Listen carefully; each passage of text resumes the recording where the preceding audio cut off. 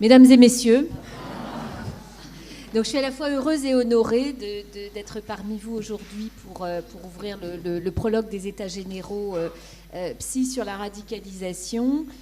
Ces États généraux sont attendus. C'est important de l'avoir à l'esprit. Ils ont été annoncés dès le 23 février dernier par le Premier ministre Édouard Philippe lors de la présentation du plan national de prévention de la radicalisation, Prévenir pour protéger, dont il constitue l'une des mesures, la mesure 37. Et ce qui est intéressant, c'est que cette mesure se situe à l'intersection entre la partie consacrée au développement de la recherche appliquée sur les évolutions du processus de la radicalisation.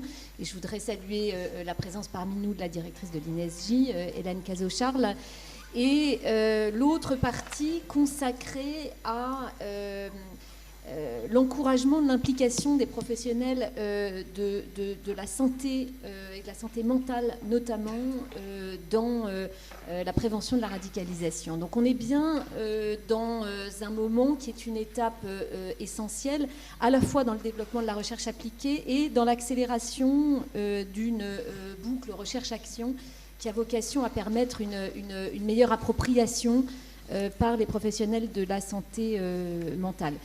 Je devais initialement intervenir demain en ouverture de la session, je dirais, plénière. Enfin,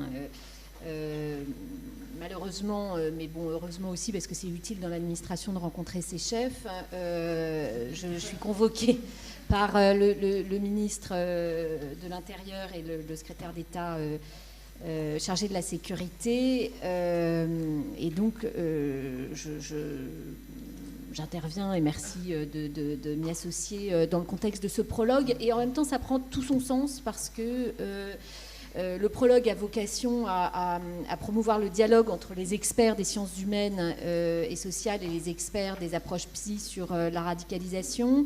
Et il renvoie à la complexité, vous l'avez dit, à laquelle chaque nouvel acte violent, vous avez même dit, non pas sidération. Au début, c'était ça. Au début, c'était ça, oui. À laquelle chaque nouvel acte violent nous confronte et à laquelle nous devons donc trouver des réponses en mobilisant une pluralité d'expertise et de disciplines. Le prologue évoque aussi l'évolution de l'approche française des faits de radicalisation et je dois vous dire, pour revenir des États-Unis où je me trouvais la semaine dernière, que cet exercice a été noté, qu'il intéresse. J'étais également à Vienne, puisque nous sommes sous présidence autrichienne de l'Union européenne, et nos partenaires de l'Union européenne, dont d'ailleurs le réseau de vigilance sur la radicalisation fait partie et qui est présent aujourd'hui. Donc nos partenaires s'y intéressent également. C'est tout le sens de la présence d'intervenants européens et américains aujourd'hui. Donc ces États généraux sont attendus. C'est une étape importante. Dans le champ de l'action publique, le plan national de prévention de la radicalisation, je vous l'ai dit, s'attache à associer les professionnels de la santé mentale et les savoirs psy à la prévention. Il s'agit de mobiliser les professionnels de terrain qui ont une compétence qu'il faut acculturer, je dirais, ou impliquer, hybridiser, est-ce que ça se dit ? Hybrider, pardon, avec l'approche des professionnels de la radicalisation, mais donc mobiliser les professionnels pour leurs compétences en les amenant également sur le terrain de la prévention de la radicalisation, plutôt que de solliciter des experts autoproclamés de la radicalisation ou de la déradicalisation qui formeraient, si vous voulez, une espèce d'équipe de choc d'experts ad hoc. Donc c'est vraiment l'axe de ce plan et c'est dans cet esprit qu'on a travaillé à l'importation de cette idée qui est la vôtre, monsieur le professeur, dans ce plan. À l'échelle territoriale, je dois le dire pour planter le décor, le dispositif de prévention de la radicalisation est mis en œuvre, vous le savez, sous l'autorité des préfets. Il est incarné par la tenue mensuelle d'une cellule de suivi départementale qui étudie les signalements et qui propose des solutions. Certains d'entre vous qui y concourez le savez, qui propose des solutions pour les personnes radicalisées et leurs proches. Avec le concours essentiel des agences régionales de santé, les professionnels de santé mentale sont devenus partie prenante du dispositif. C'est déjà une réalité. Dans le respect du secret médical et professionnel, ils contribuent à la prévention de la radicalisation, de la détection à la prise en charge, en passant par la compréhension et l'évaluation. À l'échelle nationale, le secrétariat général que je dirige du comité interministériel de prévention de la délinquance et de la radicalisation mène un travail de fond avec les grands réseaux engagés dans la prévention de la radicalisation. La Fédération française de psychiatrie constitue l'un de ces réseaux.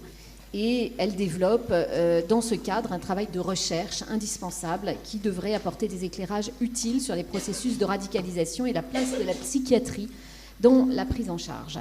Voilà, le travail du interministériel que coordonne le SGCI-PDR a permis de développer des collaborations riches entre professionnels issus de cultures différentes, c'est essentiel. Et je voudrais signaler, et de façon tout à fait concrète et opérationnelle, l'infusion de ce dispositif dans les territoires. Dans les 101 départements, un accord cadre a été signé entre la préfecture et l'ARS. Dans la plupart de ces départements, les référents radicalisation de l'ARS et ou un professionnel de la santé mentale assistent aux réunions des cellules départementales de suivi que j'évoquais tout à l'heure.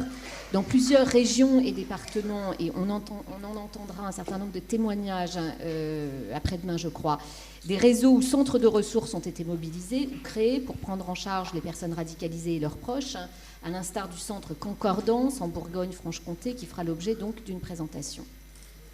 L'ensemble de ces collaborations forme donc un tissu riche et diversifié dont nous avons besoin, sous la forme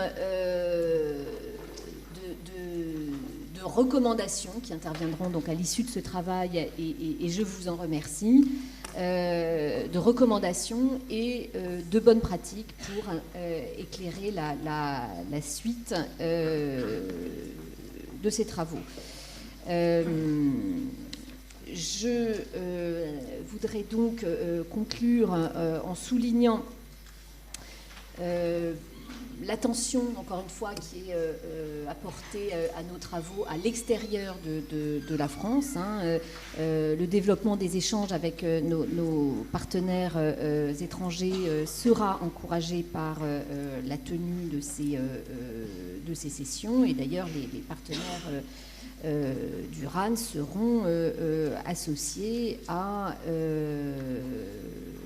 l'étude des recommandations. Donc beaucoup d'attentes et donc beaucoup d'attention, je le mesure à votre présence ici, et je nous souhaite de riches et fructueux débats. Merci beaucoup.